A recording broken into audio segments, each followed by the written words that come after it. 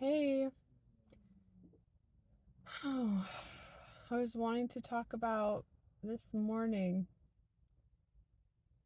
how sometimes it can feel like a curse when our minds, as recovered people, when our minds are so focused on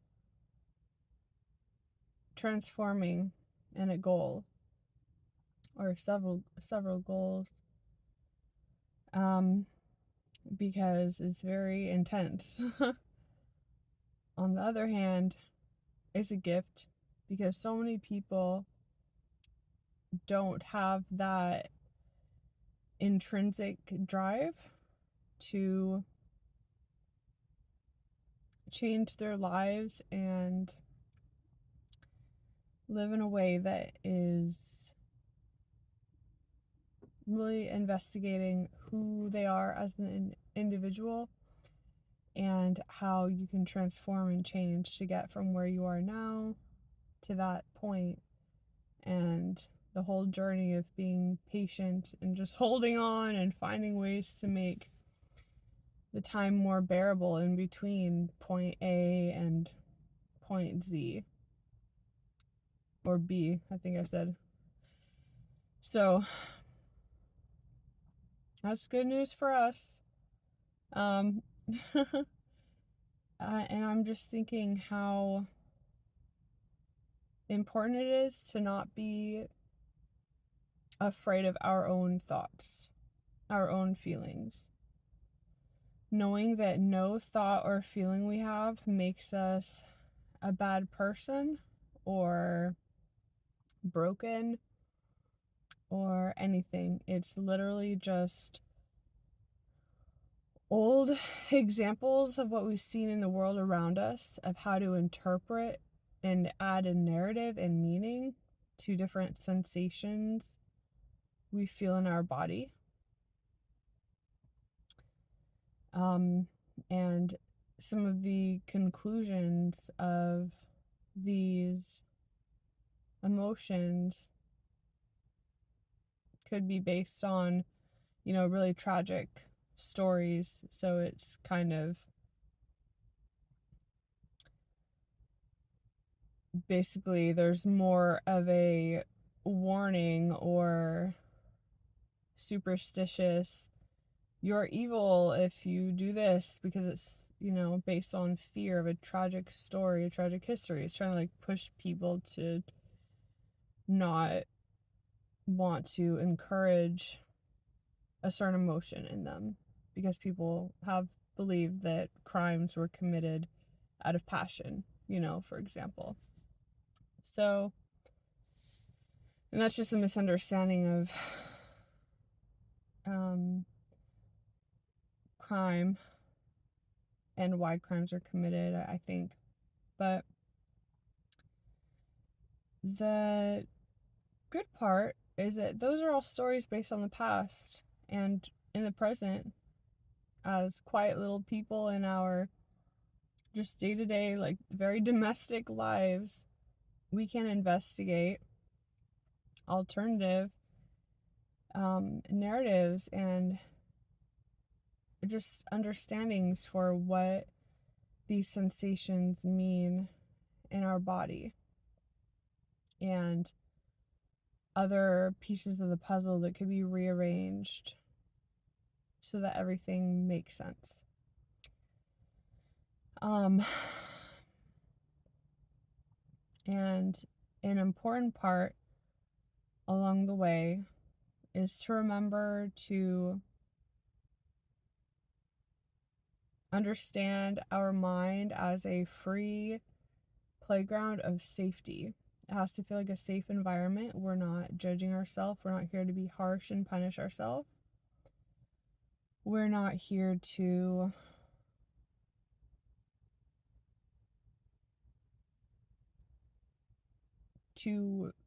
not be open to listening to different parts of our voices that we might say are not valid. But maybe we have to hear that invalid expression of a thought or emotion we have in order to understand what is beneath it, what is like the valuable information beneath it. And just in whatever I do, whatever you all do, just continue to practice appreciation for yourself, because that's where all of the connection that you have with other people comes from. It comes from this sense of self you have, this knowing of yourself, this ability to manage yourself in a way that is, you know, it goes with the grain for you. A way that is individual to you and who you are and your goals and dreams and hopes. And yeah, in a way that just affirms your individuality, and that things that work for other people won't necessarily work for you. And it can be a process to figure out what does work for you and how you can be most loving and caring for your own self. And yeah, I think that this is a really important mental posture or emotional self-regard, or however you want to think of it, especially as recovered people practicing resilience, because this is where consistency, availability, and like self-driven persistence, that's where this comes from. Like, this is the base foundation, being able to know yourself, care about your well-being, identify how to go with your grain, like how to not force yourself to put so much energy to trying to be what you think you should be in some area, so that all your energy is wasted and you can't really shine in the ways that you're meant to shine and help other people and enjoy your life as a happy being on the planet. It reminds me of the phrase again, we can do anything but not everything. Like, why are we gonna, we can if we really want to, but if it's not for some survival purpose, why would we contort ourselves to try to be something in the world that others might want us to be, or we grew up with an expectation of us being, when it just takes so much mental energy, and we would feel like we have the wind behind our back, just like gently pushing us forward and helping us. If only we could just accept ourselves as individuals, the parts of us that need a unique approach in order to be fully appreciated and loved, and for us to truly feel supported, because we all got important work to do in the world. So we better support ourselves, and accept ourselves, and accept all the changes that will happen as we are growing towards the life that embodies and supports our authentic selves. And once again, that's where it comes in that we can show up in circumstances. We can be available, which is one of the most important keys for success in whatever relationships, business, whatever. You have to be available. You have to want to be there, and for it to not take so much effort to make yourself available. And you have to be consistently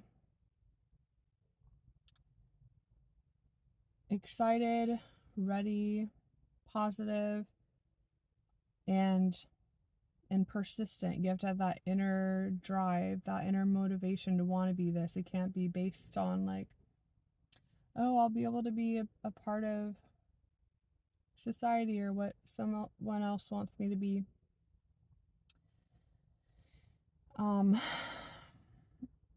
Yeah. And when we can show up and be available and be intrinsically motivated like this, I think that's really important to where we can find that sense of authenticity with ourselves and then authenticity with other people. And everybody deserves to feel that how we are experiencing the world and experiencing ourselves, that it is good, that it is safe, that we are and I know that and for me also, I can struggle with this, feeling like, well, why do I deserve this? And thinking about all the people who don't have that, thinking about me when I was younger and um and I didn't have it. And I think there's some like survivor's guilt that a lot of people struggle with. And I think that's where it comes in, that we know that whatever we do, our energy that comes from authentic living and living in a way that feels safe, comfortable, happy, we're going to use this energy to help other people, help support them, and help give them the tools, the resources, the information that they can pick and choose from, and they can make their own choices to come into their own and decide what kind of life they want to live, because it does take self-responsibility and effort in examining yourself and not distracting all the time, not making it just a permanent habit to always distract from painful emotions. But at some point, we do have to gradually increase our ability to process and interpret these painful emotions, so we don't, and painful narratives that we have attached to the bodily sensations, so we don't feel like we're living our life in fear of like, I have to act very constrained in life because what if something unexpected happens and I have this emotional reaction inside myself, and then I feel disconnected from my authentic self, and I have a huge chain of worries and fears come into my head, and then it makes me susceptible to other people's wills because I feel unconnected to my own will and sense of power. We have to, and it's entirely possible. I think it's one of those things that it can feel impossible, but that's the miracle. That's the miracle of it all. That even though it can feel impossible, to be able to feel safe with ourselves, be able to feel supported with ourselves, to be able to not feel haunted by all these thoughts and feelings. It can feel impossible, but it's really